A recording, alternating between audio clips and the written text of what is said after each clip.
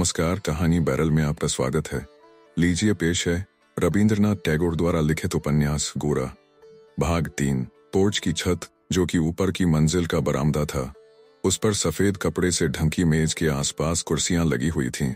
मुंडरे के बाहर कार्निस पर छोटे छोटे गमलों में सदाचार और दूसरे किस्म के फूलों के पौधे लगे हुए थे।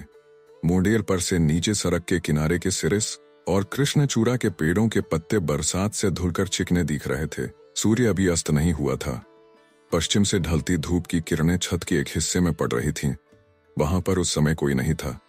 थोड़ी देर बाद ही सतीश सफेद और काले बालों वाले कुत्ते को लिए हुए आ पहुंचा। कुत्ते का नाम खुद्दे था। जो कुछ कुत्ते को आता था, सतीश ने विनय को सब दिखाया। एक पैर उठाकर सलाम करना, फिर सिर जमीन पर टेककर प्रणाम करना, बिस्कुट का टुकड़ा देखकर पूंछ पर बैठ, अगले पैर जोड़कर भीख मांगना। इसके लिए खुद्दे को जो कुछ प्रशंसा मिली, सतीश ने उसे चाहे अपनी समझकर गर्व का अनुभव किया, पर स्वयं कुत्ते की ओर से ऐसा यश का कोई उत्साह नहीं था, बल्कि उसकी समझ में तो उस यश की अपेक्षा बिस्कुट का टुकड़ा ही अधिक उपयोगी था। बीच बीच में किसी दूसरे कमरे से लड़कियों की खिलखिलाहट और अचंभे की आवाजें और उनके साथ एक मर्दानी आवाज भी सुनाई पड़ जाती थी। इस खुले हंसी मजाक के वार्तालाप से विनय के मन में एक अपूर्व मिठास के साथ साथ जैसे एक ईर्ष्या की टीस सी पैदा हुई। घर के भीतर लड़कियों की ऐसी आनंद भरी हंसी युवा होने के समय से उसने कभी नहीं सुनी। यह आनंद लहरी उसके इतनी निकट प्रवाहित हो रही है, फिर भी वह उससे इतनी दूर है। सतीश उसके कान के निकट क्या कुछ बोलता ही चला जा रहा था। विनय उसकी ओर ध्यान नहीं दे सका। परेश बाबू की स्त्री अपनी तीनों लड़कियों को साथ लेकर आ गई। उनके साथ एक युवक भी आया। उसका उनसे दूर का रिश्ता है। परेश बाबू की स्त्री का नाम वरदा सुंदरी है। उनकी उम्र कम नहीं है, किंतु समय तक गांव देहात की लड़की की तरह रहकर उन्हें सहसा एक दिन आधुनिक युग के साथ साथ उसकी गति से चलने की धुन चढ़ गई थी।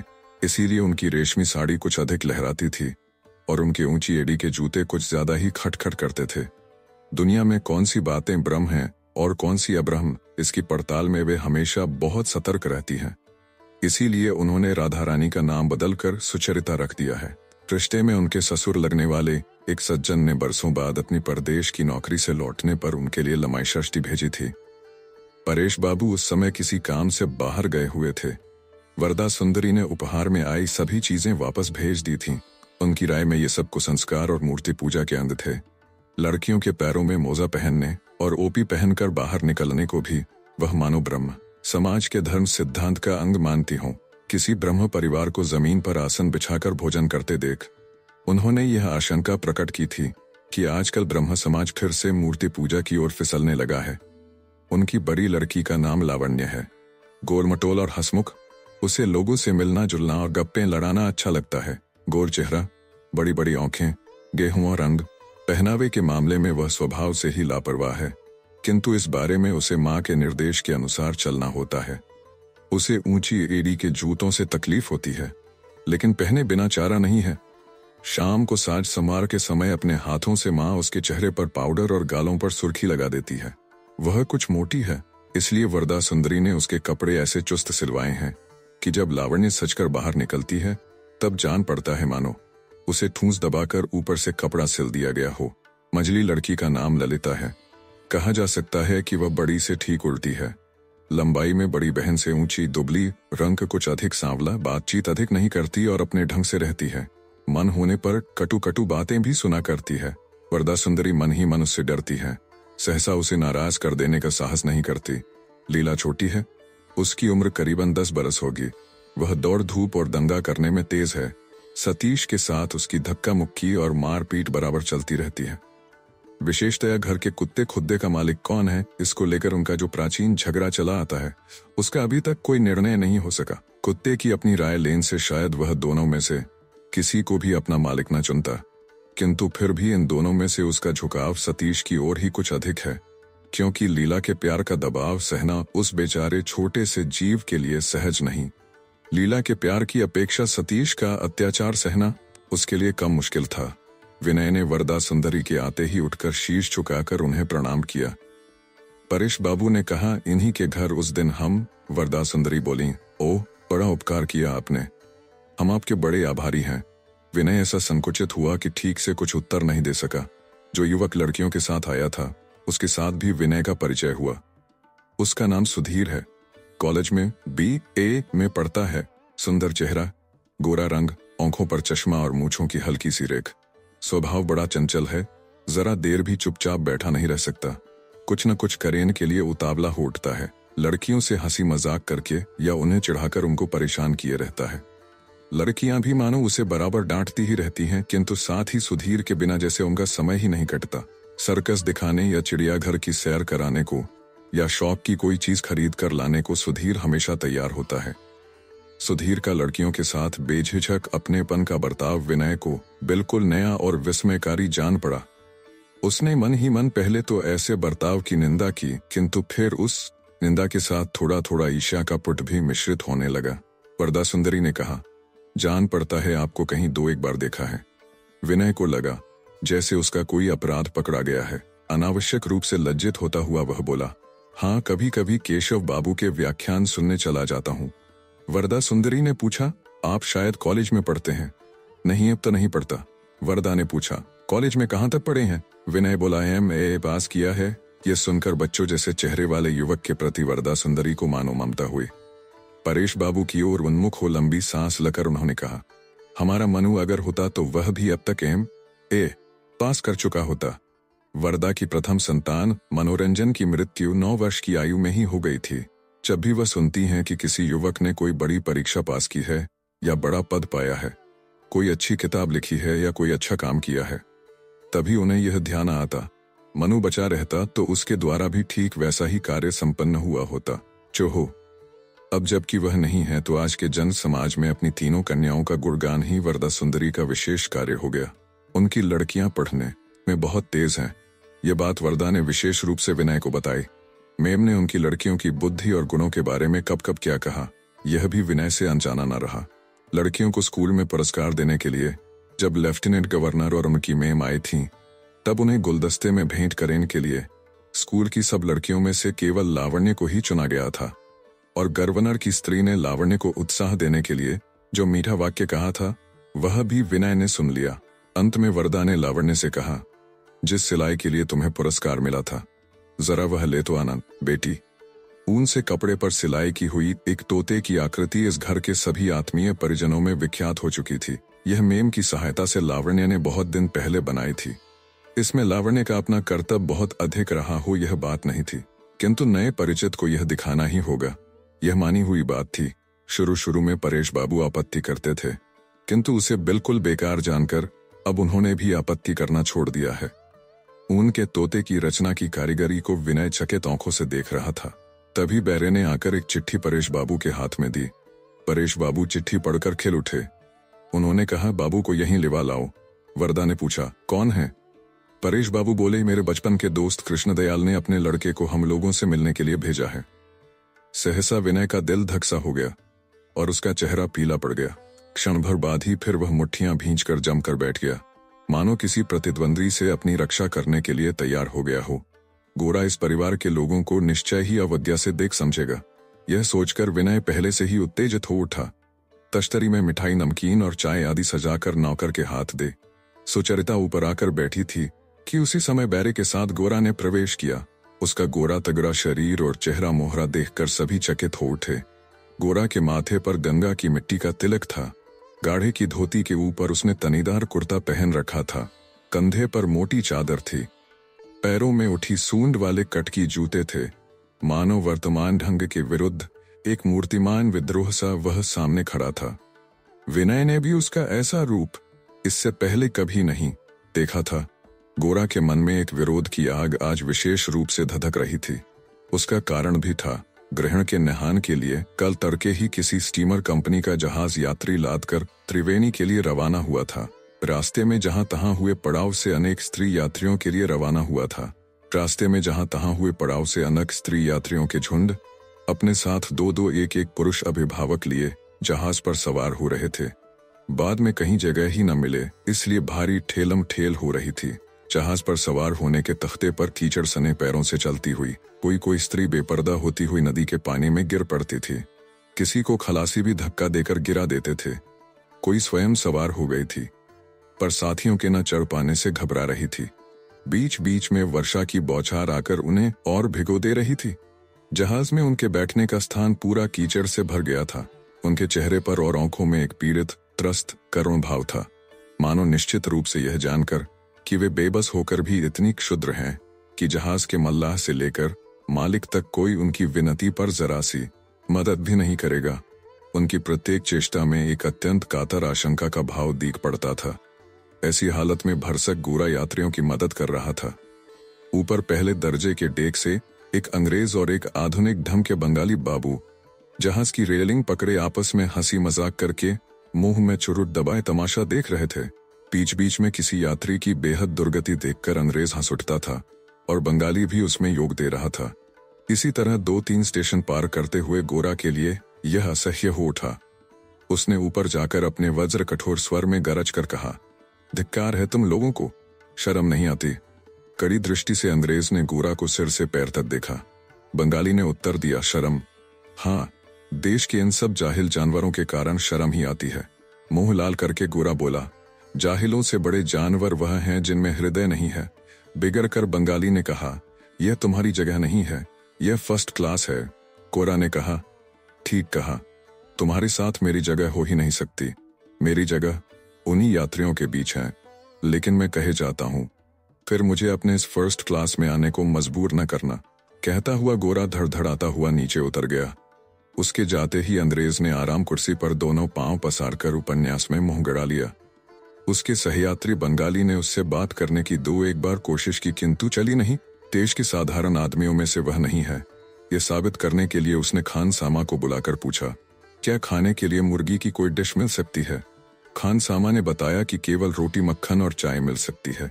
इस पर बंगाली ने अंग्रेज को सुनाकर अंग्रेजी भाषा में कहा, क्रीचर कंफर्ट्स के मामले में भी जहाज की व्यवस्था बिल्कुल रद्दी है। अंग्रेज ने कोई जवाब नहीं दिया। उसका अखबार मेज पर से उड़कर नीचे गिर गया था। बंगाली बाबू ने कुर्सी से उठकर उन्हें वह उठा दिया, किंतु बदले में थैंक्स तक नहीं पाया। चंद्रनगर पहुंचकर उतरते समय अंग्रेज ने सहसा गोरा के पास जाकर टोपी उठाते हुए कहा, अपने बर्ताव के लिए मैं बहुत शर्मिंदा हूं। आशा है कि आप मुझे क्षमा कर देंगे। कहता हुआ वह तेजी से आगे बढ़ गया। लेकिन एक पढ़ा लिखा बंगाली अपनी साधारण जनता की दुर्गति देखकर विदेशी से मिलकर अपनी श्रेष्ठता का अभिमान करके हंस सकता है, इसका आक्रोश गोरा के भीतर सुलगता रहा। देश की साधारण जनता ने अपने को सब तरह के अपमान और दुर्व्यवहार का ऐसा आदी बना लिया है कि उसके साथ पशुवत व्यवहार करने पर भी वे उसे स्वीकार कर लेते हैं, बल्कि उसे स्वाभाविक और जायज भी मान लेते हैं। इसकी जड़ में जो देशव्यापी घोर अज्ञान है, उसका ध्यान करके गोरा की छाती फटने लगी। किंतु उसे सबसे अधिक यही अखर रहा था कि देश के इस अपमान और दुर्गति को पढ़े लिखे लोग अपने ऊपर नहीं लेते। निर्दय होकर अपने को अलग करके इसमें अपना गौरव भी मान सकते हैं।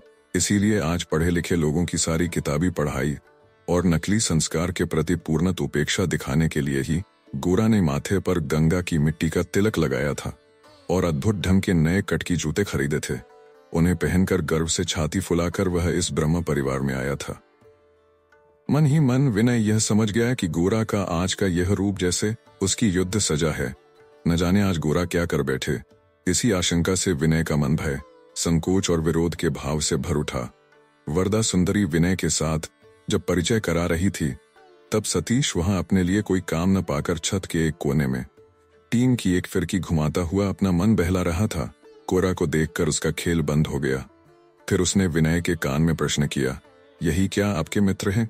विनय ने कहा, हाँ। छत पर आकर गोरा एक क्षण विनय के चेहरे की ओर देखता रहा। फिर ऐसा हो गया मानो कि विनय उसे दिखा ही न हो।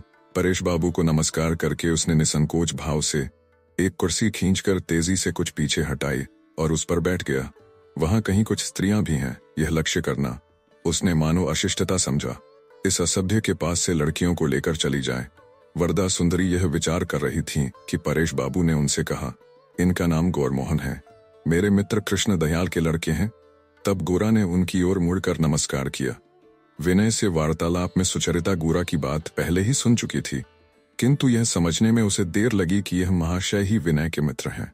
पहली दृष्टि से ही गोरा के प्रति उसमें एक खींच उपजी। किसी अंग्रेजी पढ़े लिखे व्यक्ति में कट्टर हिंदूपन देखकर सह सके ऐसे संस्कार सुचरिता के नहीं थे, न इतनी सहिष्णुता ही थी। गोरा से परेश बाबू ने अपने बाल बंधु कृष्णदयाल के हालचाल पूछे। फिर अपने छात्र जीवन की बात करते हुए बोले, उन दिनों कॉलेज में हमारी अलग जोड़ी थी, दोनों काले पहाड़ की तरह थे, कुछ मानते ही नहीं थे, होटल में खाना ही अच्छा समझते थे।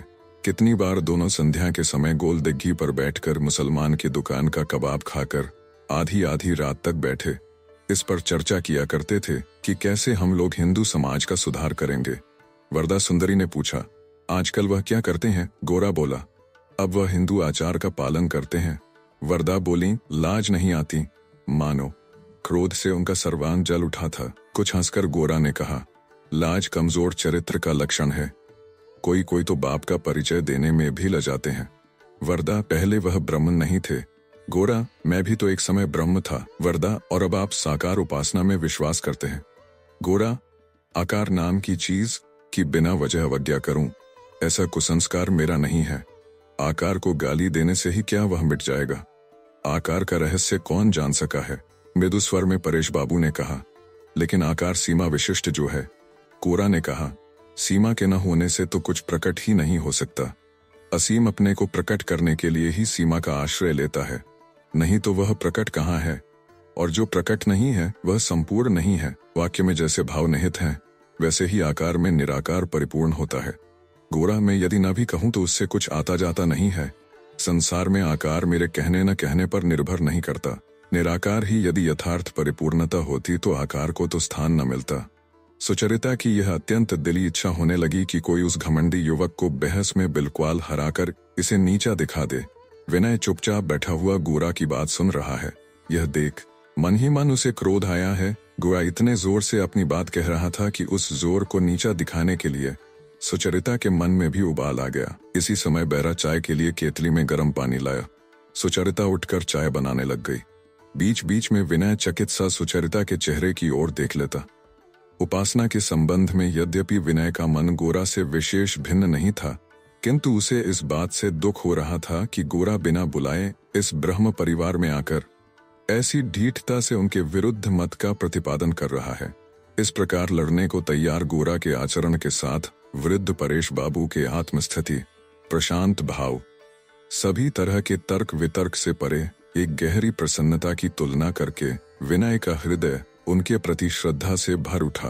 मन ही मन वह कहने लगा, मतामत कुछ नहीं होते, अंतकरण की पूर्णता, दृढ़ता और आत्मप्रसाद, यही सबसे दुर्लभ वस्तुएं हैं। अंत में कौन सच है कौन झूठ, इसे लेकर चाहे जितना तर्क कर लें, उपलब्धि रूप जो सच है वही वास्तव में सच है। सारी बातचीत के बीच परेश बाबू कभी कभी आंखें बंद करके अपने आत्म के भीतर कहीं डूब जाते थे। यही उनका अभ्यास था। उस समय की उनकी अंतर्निविष्ट शांत मुखाकृति को विनय एकटक देख रहा था। गोरा इस वृद्ध के प्रति भक्ति का अनुभव करके भी अपनी बातों को संयत नहीं कर पा रहा है। इससे विनय को बड़ी पीड़ा हो रही थी।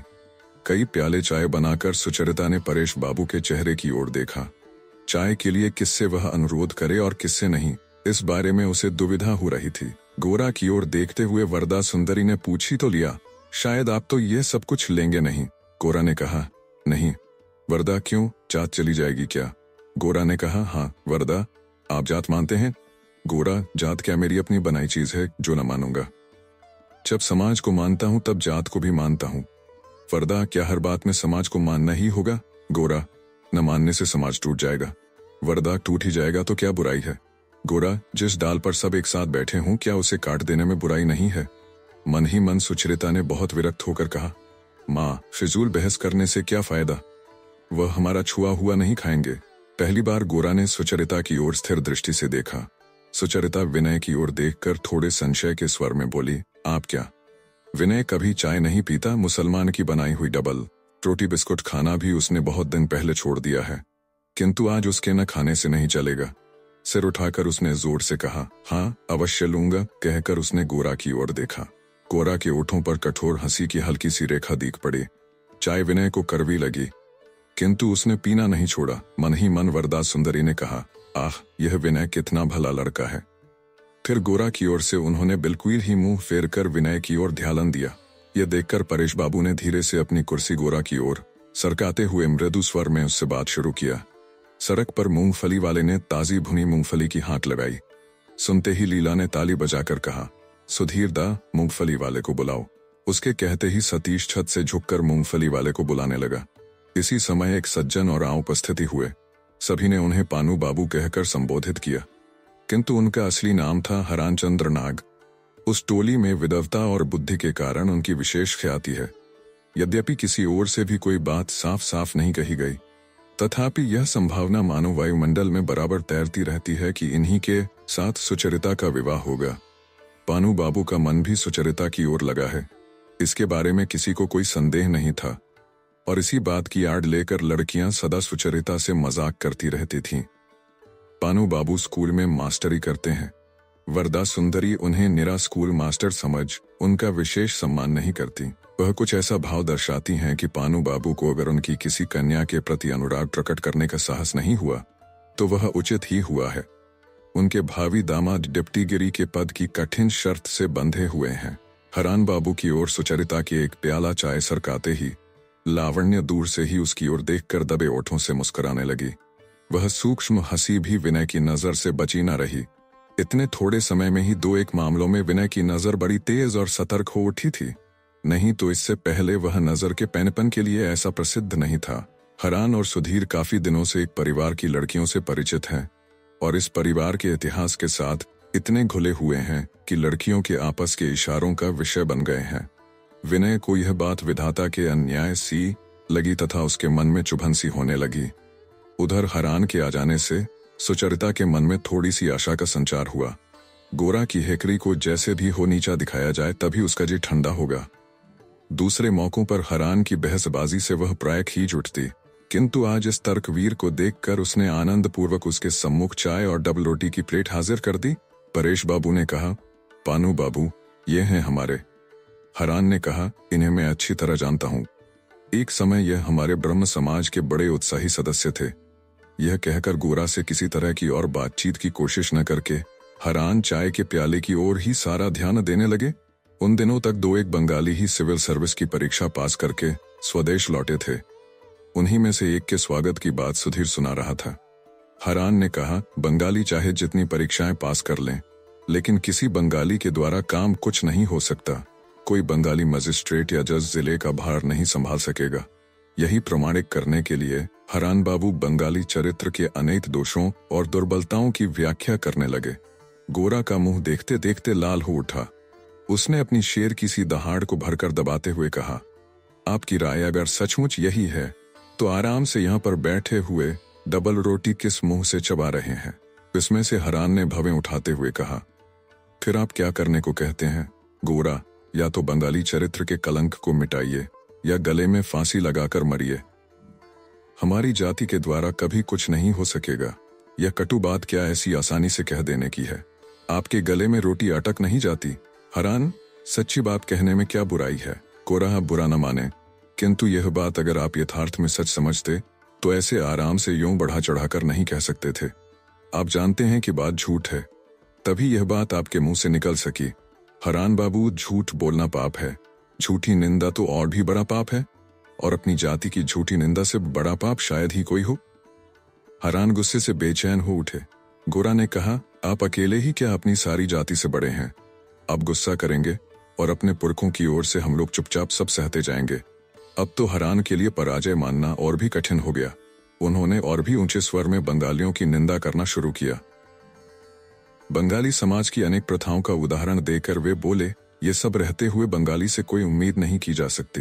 गोरा ने कहा, जिन्हें आप कुप्रथा कहते हैं केवल अंग्रेजी किताबें रटकर कहते हैं, स्वयं उनके बारे में कुछ नहीं जानते। जब अंग्रेज की सब कुप्रथाओं की भी आप ठीक ऐसे ही निंदा कर सकेंगे तब इस बारे में और कुछ कहिएगा। इस प्रसंग को परेश बाबू ने बंद करने की चेष्टा की, किंतु क्रुद्ध हरान ने बहस को किसी तरह नहीं छोड़ा। सूर्य अस्त हो गया। बादलों के भीतर से आने वाले एक अपूर्व लाल प्रकाश से सारा आकाश लालिमामय हो उठा। विनय के मन के भीतर एक स्वर तर्क के कोलाहल को डुबाता हुआ गूंज उठा। परेश बाबू अपनी सायंकालीन उपासना में चित्त लगाने के लिए छत से उठकर बगीचे में चंपा के पेड़ के नीचे बने हुए चबूतरे पर जा बैठे। वरदा सुंदरी का चित्त जैसे गोरा से विमुख था, वैसे ही हरान भी उनके विशेष प्रिय नहीं थे। इन दोनों की बहस जब उनके लिए बिल्कुल असह्य हो गई, तब उन्होंने विनय बाबू को संबोधित कर कहा, चलिए विनय बाबू, हम लोग कमरे में चलें। वरदा सुंदरी का यह स्नेहपूर्ण पक्षपात स्वीकार करके विनय को बेबस होकर छत से कमरे में जाना पड़ा। लड़कियों को भी वरदा ने बुला लिया। सतीश बहस की गति देखकर पहले ही मूंगफली का अपना हिस्सा लेकर और कुत्ते खुद्दे को साथ लिए वहां से जा चुका था। वरदा सुंदरी विनय के सामने अपनी लड़कियों के गुण सुनाने लगीं। लावण्य से बोली, अपनी वह कापी लाकर विनय बाबू को दिखाना। नए परिचितों को अपनी कापी दिखाने का लावण्य को अभ्यास हो गया है, यहाँ तक कि मन ही मन वह इसकी राह देखती रहती है। आज बहस उठ खड़ी होने के कारण वह कुंठित सी हो गई थी। विनय ने कापी खोलकर देखी। उसमें अंग्रेजी कवि मूर और लॉन्गफेलो की कविताएं लिखी हुई थीं। हाथ की लिखावट परिश्रम और सुघड़ता का परिचय दे रही थी। कविताओं के शीर्षक और प्रथमाक्षर रोमन शैली में लिखे गए थे। विनय के मन में कापी देखकर वास्तविक विस्मय हुआ। उन दिनों मूर की कविता कापी में नकल कर सकना लड़कियों के लिए कम बहादुरी की बात नहीं थी। विनय का मन काफी प्रभावित हो गया है। यह देखकर वरदा सुंदरी ने उत्साह से मझली लड़की संबोधित करके कहा, ललिता, तू बड़ी लक्ष्मी बेटी है, जरा अपनी वह कविता। रुखाई से ललिता ने कहा, नहीं माँ, मुझसे नहीं बनेगा, वह मुझे अच्छी तरह याद नहीं। यह कहकर वह दूर खिड़की के पास खड़ी होकर बाहर सड़क की ओर देखने लगी। वरदा सुंदरी ने विनय को समझाया, इसे याद सब कुछ है किंतु बड़ी घुन्नी है, अपनी विद्या को प्रकट नहीं करना चाहती। उन्होंने ललिता की आश्चर्यजनक विद्या बुद्धि का परिचय देने के लिए दो एक घटनाओं का हवाला देकर कहा, ललिता बचपन से ही ऐसी है, रुलाई आने पर उसकी आंखों में आंसू भी आते थे। इस मामले में उसके स्वभाव की पिता से तुलना भी उन्होंने की थी। अब लीला की बारी आई। उसे कहते ही वह पहले तो खिलखिलाकर हंसती रही, फिर धड़ाधड़ एक ही सांस में चाबी की गुड़िया की तरह बिना अर्थ समझे हुए ट्विंकल ट्विंकल लिटिल स्टार कविता सुना गई। अब संगीत विद्या का परिचय देने का समय आ पहुंचा है। यह समझकर ललिता कमरे से बाहर चली गई। तब तक बाहर आकर छत पर बहस तेजाबी हो उठी थी। गुस्से में आकर हरान तर्क छोड़कर गालियों पर उतर आने को हो रहे थे। हरान की अशिष्टता से लज्जित और विरक्त होकर सुचरिता गोरा का पक्ष लेने लगी थी। यह बात भी हरान के लिए सांत्वना देने वाली नहीं थी। आकाश में कालिमा और सावन के मेघ घने हो गए। सड़क पर बेला के फूलों की हाँक लगाते हुए फेरी वाले निकल गए। सामने सड़क के कृष्णचूड़ा पेड़ के पत्ते में जुगनू चमकने लगे। साथ के घर की पोखर के पानी पर एक घनी काली परत छा गई। परेश बाबू उपासना पूरी करके फिर छत पर आ गए। उन्हें देखते ही गोरा और हरान दोनों ही झेंप कर चुप हो गए। खड़े होकर गोरा ने कहा, रात हो गई, अब चलूं। विदा लेकर विनय भी कमरे से बाहर छत पर आ गया। परेश बाबू ने गोरा से कहा, तुम्हारी जब मर्जी हो यहाँ आना, कृष्ण दयाल मेरे भाई के बराबर हैं।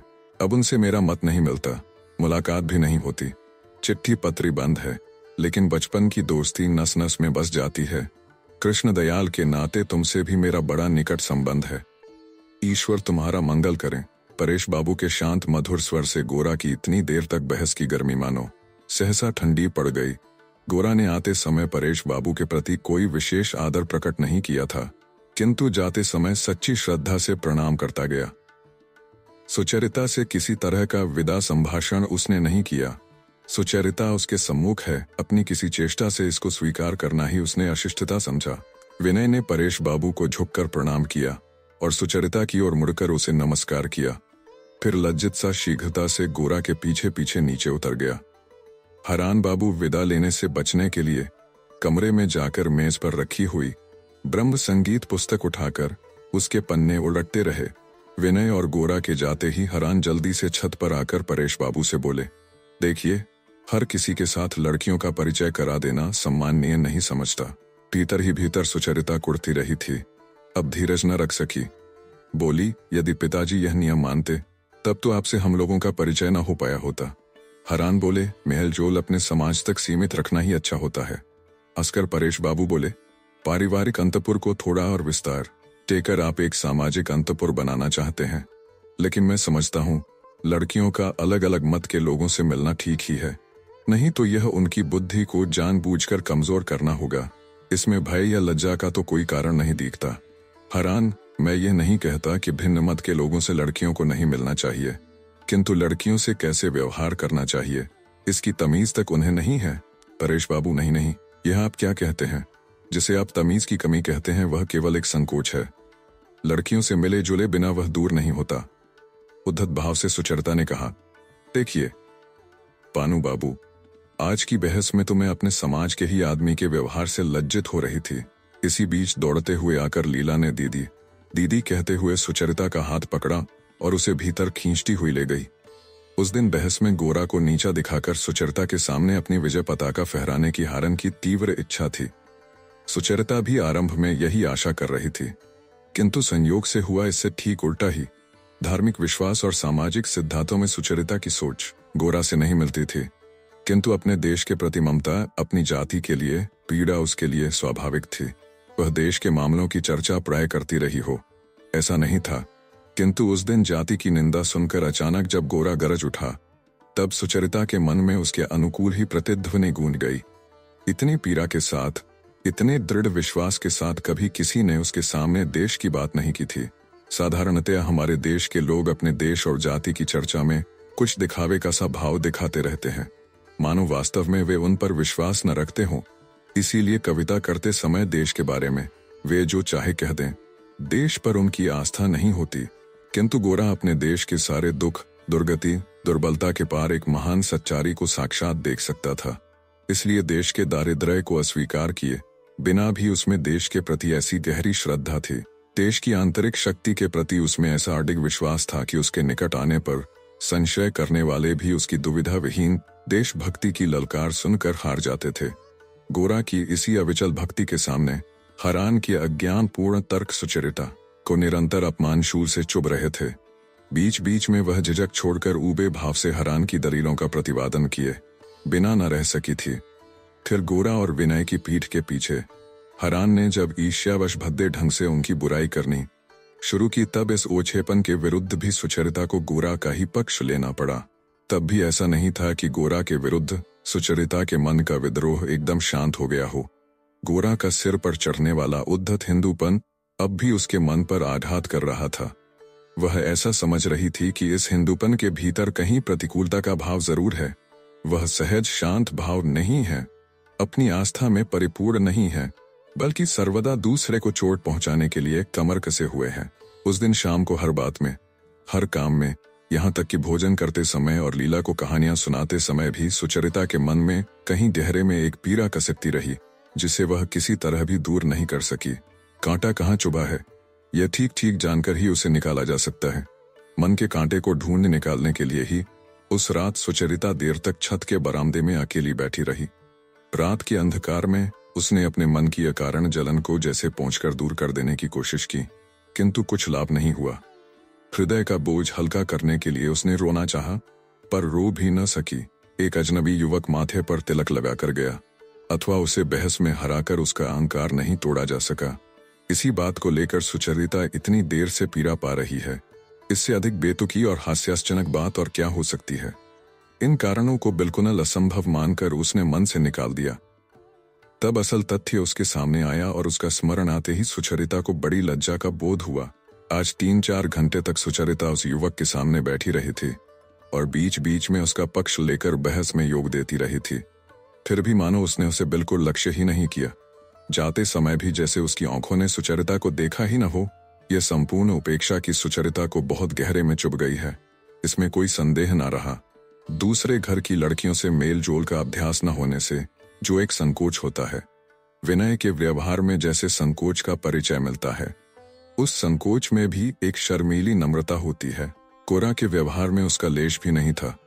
उसकी इस कठोर और प्रबल उदासीनता को सह लेना या अवज्ञा करके उड़ा देना सुचरिता के लिए आज क्यों असंभव हो उठा है। इतनी बड़ी उपेक्षा अबोध पर वह मानो मरी जा रही थी। हरान की थोथी दलीलों से जब एक बार सुचरिता बहुत अधिक उत्तेजित हो उठी थी, तब गोरा ने एक बार उसकी ओर देखा था। उस चिवन में संकोच का लेश मात्र भी नहीं था, किंतु उसमें क्या था यह भी समझना कठिन था। उस समय क्या मन ही मन वह कह रहा था, यह लड़की कितनी निर्लज्ज है, अथवा इसकी हिम्मत तो देखो, बिना बुलाए पुरुषों की बातचीत में टांग अड़ाने आ गई है। लेकिन उसने अगर ठीक ऐसा ही सोचा हो तो उससे क्या आता जाता है, उससे कुछ भी आता जाता नहीं। फिर भी सुचरिता को यह सोचकर बड़ी तकलीफ होने लगी। उसने सारे प्रसंग को भूल जाने की, मन से मिटा देने की चेष्टा की, पर सब व्यर्थ। तब उसे गोरा पर गुस्सा आने लगा। मन के पूरे बल से उसने चाहा कि गोरा को एक बदतमीज और उद्धत युवक कहकर उसकी अवज्ञा कर दे, किंतु उस विशाल शरीर वज्र स्वर पुरुष की उस निसंकोच चितवन की स्मृति के सामने सुचरिता मानो अपने को बहुत तुच्छ अनुभव करने लगी। किसी तरह भी वह अपने गौरव को अपने सम्मुख स्थापित न कर सकी। सुचरिता को विशेष कारणों से सबकी आंखों में रहने का, दुलार पाने का अभ्यास हो गया था। मन ही मन वह यह सब चाहती रही हो ऐसा नहीं था। फिर आज की गोरा की उपेक्षा क्यों से इतनी असह्य जान पड़ी। बहुत सोचकर सुचरिता अंतत इस परिणाम पर पहुंची कि उसने गोरा को खास तौर से नीचा दिखाने की इच्छा की थी। इसीलिए गोरा की अविचल लापरवाही से उसे इतनी चोट पहुंची। इस तरह उधेर बुन करते करते रात काफी बीत गई। बत्ती बुझाकर सब लोग सोने चले गए। दयोड़ी का दरवाजा बंद होने का शब्द सूचना दे गया कि बैरा भी चौका बासन समाप्त करके सोने जाने की तैयारी कर रहा है। तभी रात के कपड़े पहने हुए ललिता छत पर आई और सुचरिता से कुछ कहे बिना उसके पास से होती हुई छत के एक कोने की मुंडेर के सहारे खड़ी हो गई। मन ही मन सुचरिता हंसी। समझ गई कि ललिता उस पर नाराज है। आज उसकी ललिता के पास सोने की बात तय थी। इसे वह बिल्कुल भूल गई थी। किंतु भूल गई थी कहने से तो ललिता से अपराध क्षमा नहीं कराया जा सकता। वह कैसे भूल गई, यही तो सबसे बड़ा अपराध है। समय रहते वायदे की याद दिला देने वाली लड़की वह नहीं है, बल्कि वह मन मारकर सोने भी चली गई थी। ज्यों ज्यों देर होती गई त्यों उसका आहत अभिमान और तीखा होता गया था। अंत में जब और सहना बिल्कुल असंभव हो गया, तब वह बिस्तर से उठकर बिना कुछ कहे यह जताने चली आई थी कि मैं अभी तक जाग रही हूं। कुर्सी छोड़कर सुचरिता ने धीरे धीरे ललिता के पास आकर उसे गले लगाया और कहा, ललिता मेरी अच्छी बहन, नाराज मत हो। ललिता ने सुचरिता की बांह हटाते हुए कहा, नहीं, मैं क्यों नाराज होने लगी, तुम जाओ बैठो। सुचरिता ने उसे फिर हाथ पकड़कर खींचते हुए कहा, चलो भाई सोने चलें। ललिता ने कोई जवाब नहीं दिया, चुपचाप खड़ी रही। अंत में सुचरिता उसे खींचती हुई सोने के कमरे में ले गई। रूंधे गले से ललिता ने कहा, तुमने इतनी देर क्यों की? पता है 11 बज गए हैं, मैं बराबर घंटे गिनती रही हूं। और अब तुम शीघ्र ही सो जाओगी। ललिता को छाती की ओर खींचते हुए सुचरिता ने कहा, आज मुझसे गलती हो गई बहन। यूं अपराध स्वीकार कर लेने पर ललिता का क्रोध दूर हो गया। तिलकुर शांत होकर बोली, इतनी देर अकेली बैठी किसकी बात सोच रही थी? दीदी, पानू बाबू की। तर्जनी से उसे मारते हुए सुचरिता ने कहा, दू ललिता को पानू बाबू जरा भी अच्छे नहीं लगते। यहां तक कि और बहनों की तरह उनकी बात को लेकर सुचरिता को चिढ़ाना भी उसे अच्छा नहीं लगता। पानू बाबू की इच्छा सुचरिता से विवाह करने की है। यह बात सोचकर ही उसे गुस्सा आ जाता है। थोड़ी देर चुप रहकर ललिता ने बात उठाई, अच्छा दीदी, विनय बाबू तो अच्छे आदमी हैं ना? इस प्रश्न में सुचरिता की राय जानने का ही उद्देश्य था, यह नहीं कहा जा सकता। सुचरिता ने कहा, हाँ, विनय बाबू तो अच्छे आदमी हैं ही, बहुत ही सज्जन हैं। ठीक जिस ध्वनि की उम्मीद ललिता ने की थी, उसकी गूंज उसे इस उत्तर में नहीं जान पड़ी। तब उसने फिर कहा, लेकिन जो भी कहो दीदी, गौर मोहन बाबू मुझे बिल्कुल अच्छे नहीं लगे। कैसा भूरा चिट्टा रंग है, खुरदरा चेहरा है, दुनिया में और किसी को कुछ समझते ही नहीं। तुम्हें कैसे लगे? सुचरिता बोली, कट्टर हिंदूपन है। ललिता ने कहा, नहीं नहीं, हमारे मंझले काका में भी तो कड़ा हिंदूपन है, किंतु वह तो और ढंग का है। लेकिन यह तो न जाने कैसा है। हंसकर सुचरिता ने कहा, हाँ जरूर न जाने कैसा है। कहते कहते गोरा की वही चौड़े माथे वाली तिलकधारी छवि का स्मरण करके उसे फिर गुस्सा आ गया। गुस्सा इसलिए कि उस तिलक के द्वारा ही गोरा ने मानो अपने माथे पर बड़े बड़े अक्षरों में यह लिख रहा है कि मैं तुमसे अलग हूं। इस अलगाव के प्रचंड अभिमान को धूल धूसरित करके ही सुचरिता के जी की जलन मिट सकेगी। धीरे धीरे बातचीत बंद हो गई और दोनों सो गईं। रात के 2 बजे सुचरिता ने जाग कर देखा, बाहर झमाझम बारिश हो रही है और बार बार बिजली की चमक उनकी मसहरी को भेद कर भीतर कौंध जाती है। कमरे के कोने में जो दिया रखा था वह बुझ गया है। रात की निस्तब्धता और अंधकार में अविराम वर्षा के शब्द के साथ सुचरिता के मन में फिर वही वेदना जाग उठी। करवट अदल बदल कर उसने सोने की बड़ी कोशिश की। पास ही गहरी नींद में डूबी हुई ललिता को देखकर उसे ईर्ष्या भी हुई, किंतु किसी तरह नींद में डूबी ऊबकर बिस्तर छोड़कर वह बाहर निकल आई। खुले दरवाजे के पास खड़ी खड़ी बौछार आने लगी। आप जिन्हें अशिक्षित कहते हैं, मैं उन्हीं के गुट का हूं। आप जिसे कुसंस्कार कहते हैं, वही मेरा संस्कार है।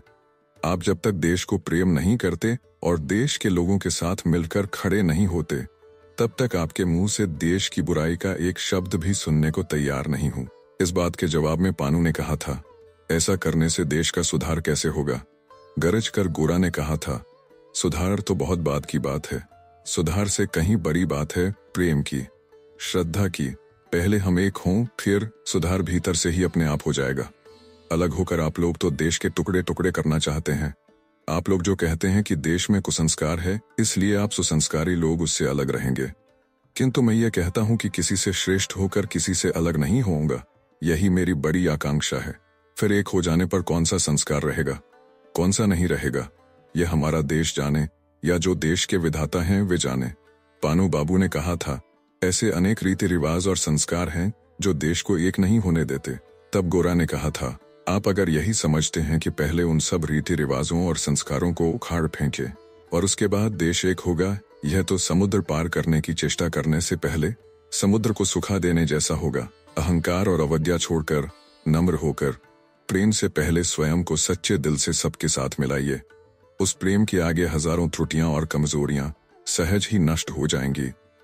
सभी देशों के अपने अपने समाजों में दोष और अपूर्णता है, किंतु देश के लोग जब तक जाति प्रेम के बंधन से एकता में बंधे रहते हैं, तब तक उसका विष खत्म कर आगे बढ़ सकते हैं। सरांध का कारण हवा में ही होता है, किंतु जीते रहें तो उससे बचे रहते हैं, मर जाएं तो सड़ने लगते हैं।